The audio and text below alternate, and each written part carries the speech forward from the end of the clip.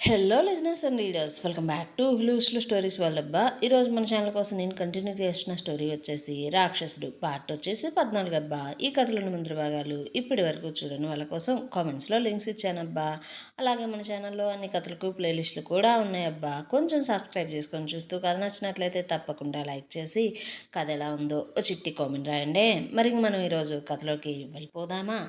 నీరజ స్పృహలోకి వచ్చిన తరువాత నాకు తెలుసు నువ్వు నన్ను ప్రేమిస్తున్నావు, అందుకనే బ్రతికించుకున్నావు అంటే నిరుపం ఆమె మాటలకు తన తల్లి కోసం మాత్రమే బ్రతికించుకున్నా అంటూ చెప్పగా ఆ మాటకు నీరజ అయితే సరే, నేను బ్రతకడం నీకు మనస్ఫూర్తిగా ఇష్టం లేదు కదా, సో నేను చనిపోతా అనడంతో ఆ మాటలకు నిరుపం కోపంతో ఆమె పీక పట్టుకొని చూడు నీరజ, నువ్వు చనిపోతానంటే నీ ఇంట్లో ఒక్కొక్కరిని నేనే చంపేస్తా అంటూ బెదిరిస్తాడు.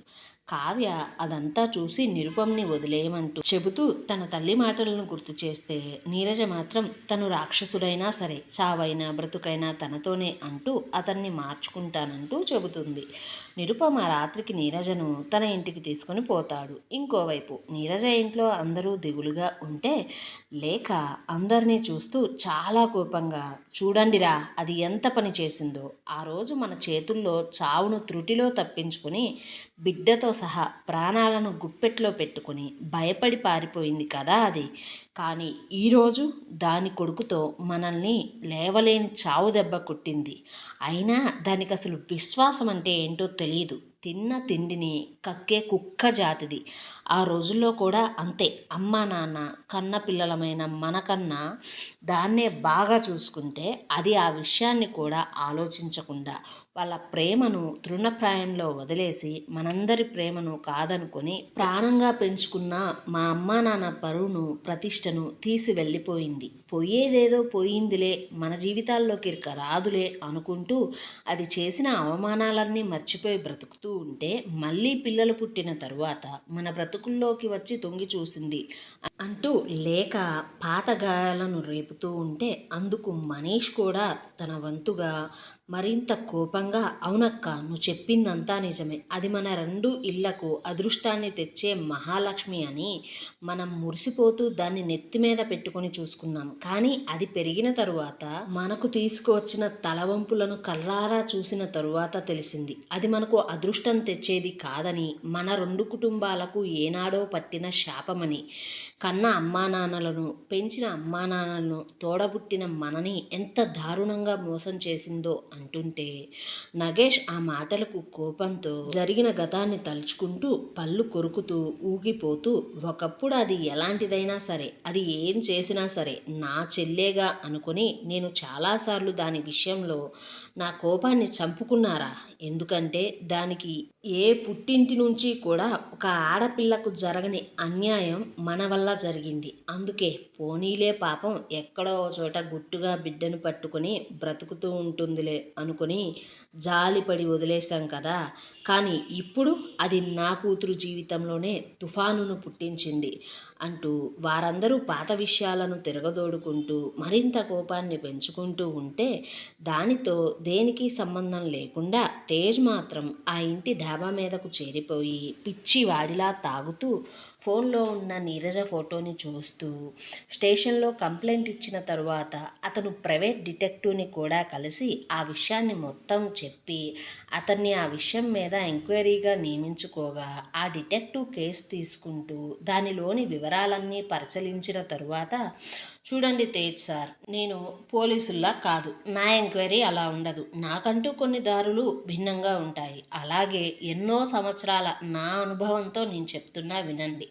ఇప్పటికే 20 గంటల పైనే గడిచిపోయింది మీరు అనుకునే అమ్మాయి కనిపించకుండా పోయి. సో ఆ అమ్మాయిని అతను చంపడం లేదా మానభంగం వంటివి చేసి ఉంటారు. లేదా మీరు చెప్పిన మీ కుటుంబ గొడవలన్నీ విన్న తరువాత ఎందుకో నా మనసులో ఒక 10% ఈ విధంగా అనిపిస్తుంది. మీ మీద కక్ష తీర్చుకోవడానికి కావాలనే మీరు సంతోషంగా ఉండకూడదు అనుకొని ఆ నీరజను తీసుకుపోయిన వ్యక్తి మీ రెండు కుటుంబాల మీద ఒకేసారి పగ తీర్చుకోవడం కోసం, మిమ్మల్ని జీవితాంతం బాధ పెట్టడం కోసం తనను బలవంతంగా పెళ్లి చేసుకునైనా ఉంటాడు. కాబట్టి మీరు ఎక్కువగా ఆ అమ్మాయి మీద ఆశలు పెట్టుకోకండి, ఎలాంటి వార్తనైనా సరే వినడానికి సిద్ధంగా ఉండండి అంటూ చెప్పాడు. అయితే దాన్నంతటినీ తలుచుకుంటున్న తేజ్ నాకే ఎందుకు ఇలా జరుగుతుంది? నేనేం పాపం చేశా నీరజ? ఎందుకు నీరజ ఆ దేవుడు నాకు నిన్ను దూరం చేశాడు? నువ్వు లేకుండా బ్రతకాలనే ఊహే నన్ను చంపేస్తుంది నీరజ అంటూ ఆమె ఫోటోని చూస్తూ చాలా చాలా బాధపడుతూ, ఏడుస్తూ, మందు తాగుతూ ఉంటే శుభం మాత్రం మనసు బాగోలేక పైకి రావడం కోసం చూడగా పైన తేజ్ మాటలన్నీ విని మధ్యలోనే ఆగి, అంటే తేజ్ బావ అక్కను పెద్దల కోసం పెళ్లి చేసుకోవడం లేదా?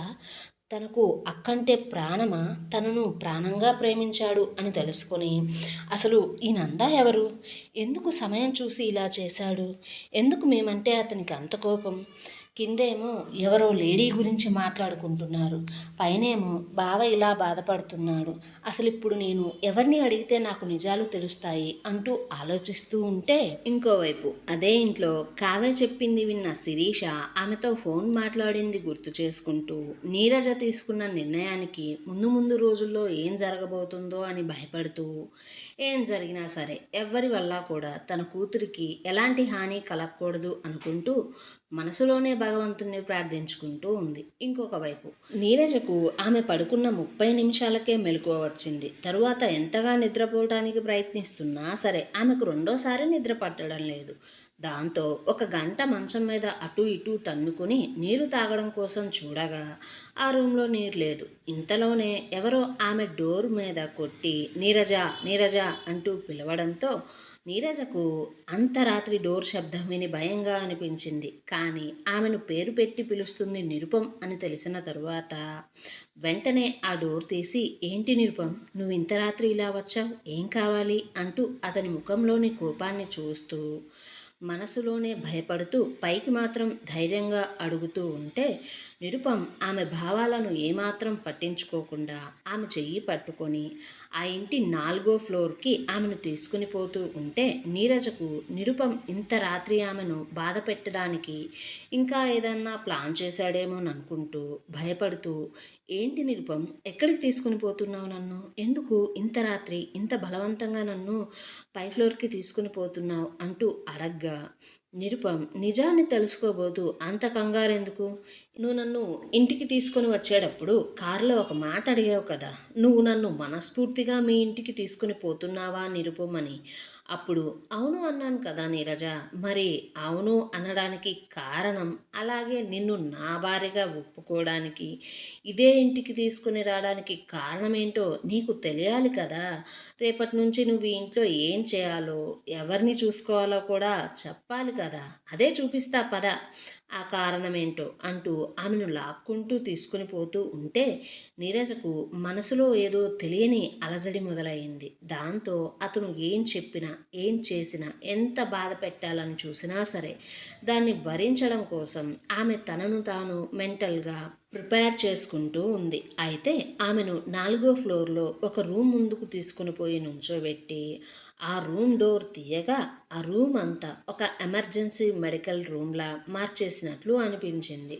అందులోకి అనుమానంగానే అడుగులు వేస్తూ పోయి చూడగా అక్కడే మంచం మీద అచేతనంగా పడి ఉన్న ఓ 60 సంవత్సరాల వయసు ఉండే వ్యక్తి కనిపించాడు నీరజకు. ఆ వ్యక్తిని అయోమయంగా చూస్తున్న నీరజ ఆ రూమ్ని అతన్ని పరిశీలిస్తూ ఉంటే ఆ మంచం మీద ఉన్న వ్యక్తిని చూపిస్తూ నిరుపం, చూడు నీరజ, నిన్ను ఈ ఇంటికి తీసుకువచ్చింది ఈ వ్యక్తికి పని మనిషిగా ఉంచడానికే.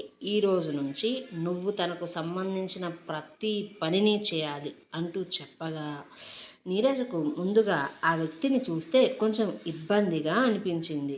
ఎందుకంటే అతను ఎన్నో సంవత్సరాల నుంచి ఎటూ కదలకుండా ఆ మంచంలోనే ఉన్నాడు అని ఆ రూమ్ వాతావరణం అంతా చూస్తూ ఉన్న ఆమెకు తెలుస్తూనే ఉంది. అతను వేసుకున్న డైపర్స్, పెట్టిన యూరిన్ పైపు చెప్పగానే చెబుతూ ఉంది అతని పరిస్థితి ఏంటో.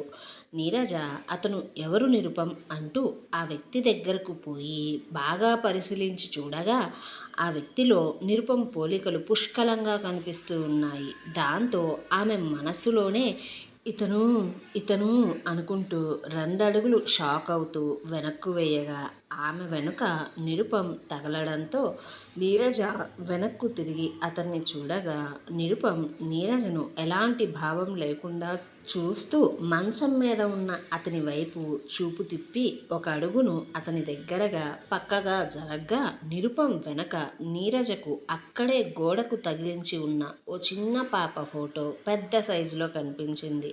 కానీ ఆ ఫోటోకి దండ వేసి ఉంది. ఆ పాపకు బొట్టు పెట్టి ఉంది.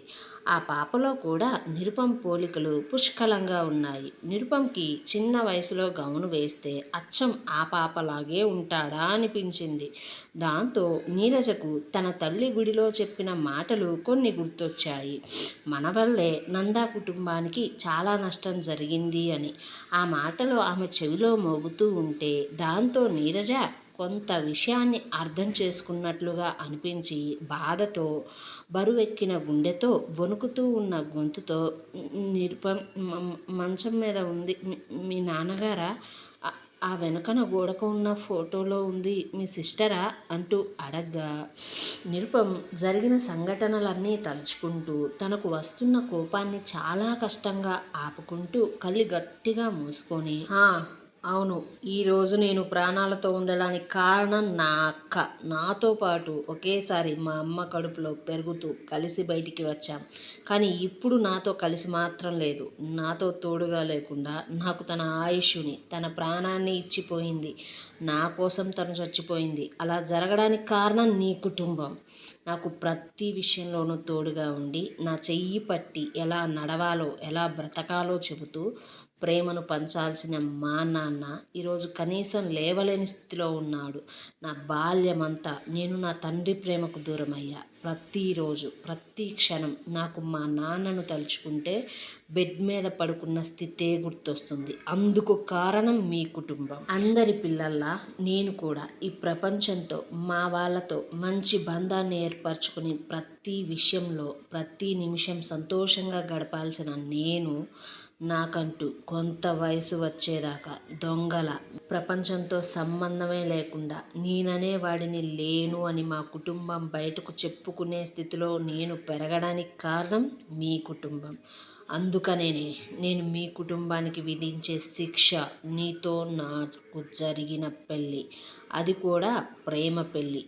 ఈరోజు మేము ఈ స్థితిలో ఉండడానికి కారణం ప్రేమ అయితే ఈ క్షణం నుంచి నువ్వు అనుభవించే నరకానికి కారణం కూడా ప్రేమే అంటుంటే నీరజ ఆ మాటలన్నీ విని తన వైపు ఎన్నో ప్రశ్నలతో చూస్తూ ఉంటే ఆ చూపు నచ్చని నిరుపం ఆమె భుజాలు పట్టుకొని ఊపుతూ, నీరజ, అసలు నేనెవరో నీకు తెలుసా? నేనేమవుతానో నీకు తెలుసా? ఎందుకు ప్రేమ పేరుతో నీ వెంట తిరిగానో నీకు తెలుసా? ఎందుకు నిన్ను ఇంతలా ప్రేమించి మోసం చేశానో నీకు తెలుసా? అసలు పుట్టుకతో మన ఇద్దరి మధ్య ఉన్న బంధం ఏంటో తెలుసా? అసలు నేను ఇంత చేయడానికి వీటన్నిటికీ కారణం నీకు తెలుసా? నా బాధ నా వేదన ఏంటో నీకు తెలుసా అంటూ అతను ఆమెతో ఏదో చెప్పబోతూ ఉంటే నీరజ అతన్ని చూస్తూ, బావ, నువ్వు నా బావవుతావు. నువ్వు నాకు బావవి. నాకు ఈ విషయం తెలుసు బావ. అలాగే మీ అమ్మ నాకు మేనత్త అవుతుంది.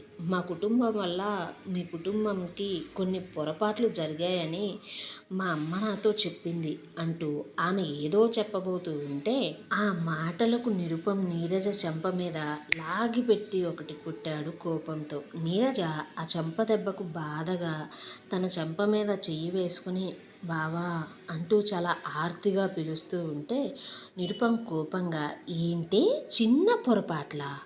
నీకు ఇంత చూసిన తర్వాత కూడా నీ కుటుంబం వల్ల మాకు జరిగింది చిన్న పొరపాట్లా కనిపిస్తున్నాయే, ఇదంతా చూసి కూడా నువ్వు చిన్న పొరపాటే అని ఎలా అనగలుగుతున్నావు అంటూ ఆమె పీక పట్టుకొని అదే కోపంతో రాక్షసంగా గోడకు ఆనించి నొక్కుతూ పైకి లేపుతూ ఉన్నాడు. దాంతో నీరజ ఊపిరి తీసుకోవడం కష్టంగా అయ్యి ఊపిరి ఆడడం లేదు. ఇంతలో ఆ ఫ్లోర్లో లైట్లు వెలగడం చూసి ఒకరు వేగంగా ఆ రూమ్ వైపు నడుస్తూ వస్తూ ఉన్నారు. ఏమండో, నేను ఇన్ని రోజులు స్టోరీ పెట్టబోవడానికి గల కారణం ఏంటంటే రీసెంట్గా మొహరం జరిగింది కదా, పీర్ల పండగ అంటారు కొన్ని ప్రదేశాలలో. సో మా ఇంటికి హస్సాను అనే పీరు ఒకటి ఉంది. ఆ పీర్లకి మేము పట్టడానికి ఇంటికి వెళ్ళాము.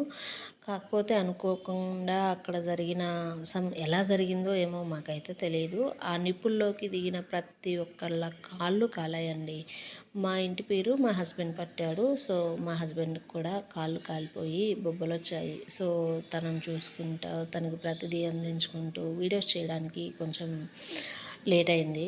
ఇక్కడ నుంచి కొంచెం డైలీ స్టోరీ ఇవ్వడానికి చూస్తాను. తనకి 3 days అయింది కదా, కొంచెం ఆ బొబ్బలన్నీ పగిలి ఇప్పుడిప్పుడే మాన్పుండ్లు కూడా పడ్డాయండి. సో ఇక్కడ నుంచి స్టోరీస్ కంటిన్యూ చేయడానికి చూస్తాను.